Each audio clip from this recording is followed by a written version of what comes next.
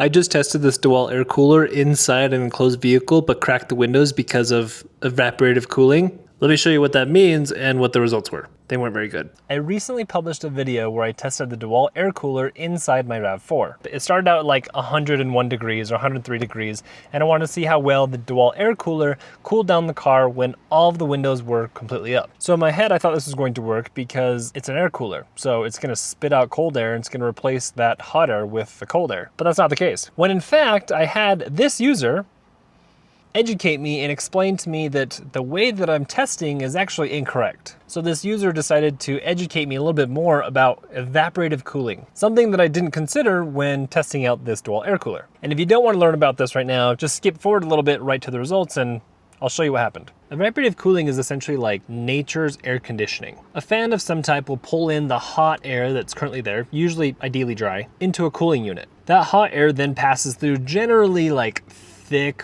wet pad. And then essentially the heat takes that water and it evaporates. And then that fan, or whatever the unit is blowing out cold air. But when the heat goes into this cooling unit or like this pad and it evaporates, that evaporation needs to go somewhere. I bring all this up because I was in an enclosed vehicle the first time I tested this. The windows were completely shut, so all of the hot air that was being sucked into the cooler, passing over the ice, getting pushed out by the fan, while it was colder air, it was also pretty humid. And that's where you saw the humidity levels of the car actually start to increase, which naturally made sense. But the kicker is, if I created a ventilation system, like cracking my windows, to where any of the cold air that was pushed out, if I then have a bunch of wet air and that's being sucked in, the impact of how well this thing is cooling is going to slow drastically. It may be nice within the first like 10, 20 minutes, but then after that, you just kind of flatline. Hopefully I described that appropriately. And if not, you can actually go check out evaporative cooling. Just Google evaporative cooling. It's kind of a cool thing. All that to say, essentially, I'm doing this test a little bit different based off of the feedback from all of you. First, I rolled down all the windows of the vehicle. That way, the temperature outside and the temperature inside the car are relatively regulated. And this time, the day's a little bit hotter. Currently, it reads 85 degrees where I live. And inside the car, it reads 99.3 with a 20% humidity. I'm gonna roll up all the windows except for the front driver and passenger side and leave about a 2 to 3 inch gap. So let's turn on the cooler, turn on the water pump, and then also roll up the windows, and let's see what happens.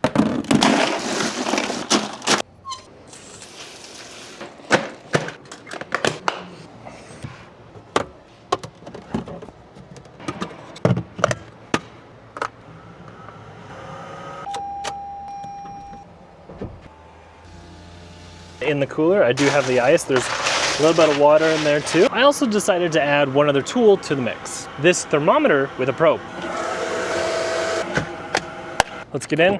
And then again, I have the Klein infrared reader. So the initial read on everything is 100 degrees with 17% humidity. 62.4, it's coming down. So 60 degrees, let's say. And the probe is reading 32 degrees or just low. DeWalt Air Cooler reads 55 degrees. The time right now on my watch says 3:10. So let's close all this up, wait 15 minutes and see where we're at.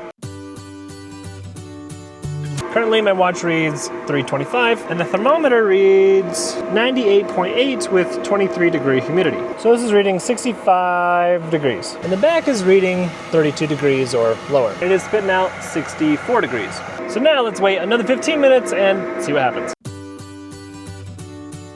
Another 15 minutes has gone by. It is currently 3:40. It's coming down a little bit. So I'll say it's 65 degrees. It looks like it went up or barely moved. 100 degrees with 21% humidity. This is reading 34 degrees, so it's no longer 32. And this is saying 67 degrees. Water pump is still on. So now that a half hour has gone by, what I'm going to do is roll down all the windows and wait 15 minutes to see what the temperature will drop to, if at all. I did double check the temperature. It does still read 85 degrees. At a baseline for the thermometer, it already reads 99.7 with 16% humidity. The water pump is still going. It reads 67 degrees. We're gonna see what this is in 15 minutes. Currently 3:56, 97.7.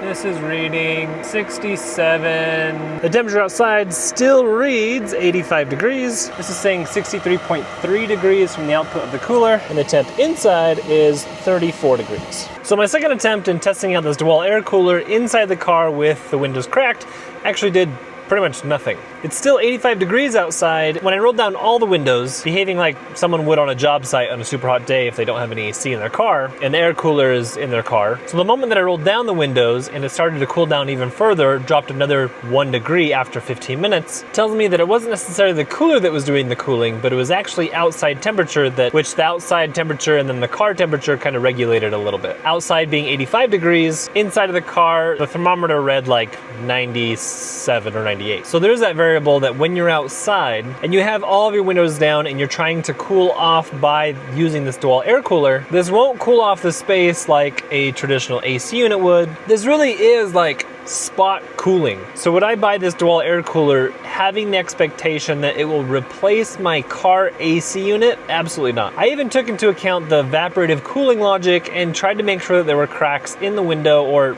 it was rolled down just a little bit. But yet it was still hot enough that sitting in the sun directly and the air cooler pumping out the cold air that it was not able to cool off my car entirely. Which again, not the purpose of this specific product. Now you may be thinking to yourself, why is he making this video? It sounds like I shouldn't buy this product at all. Well, I actually have a whole bunch of other testing videos coming up, so stay tuned. If you like this video or the way I tested it, hit that like and subscribe button. If you are curious about the product, you can go down below at the YouTube shopping or also in the description. And if you want to check out other videos, my first car test that I did, as well as the unboxing and review, you can go check that out as well.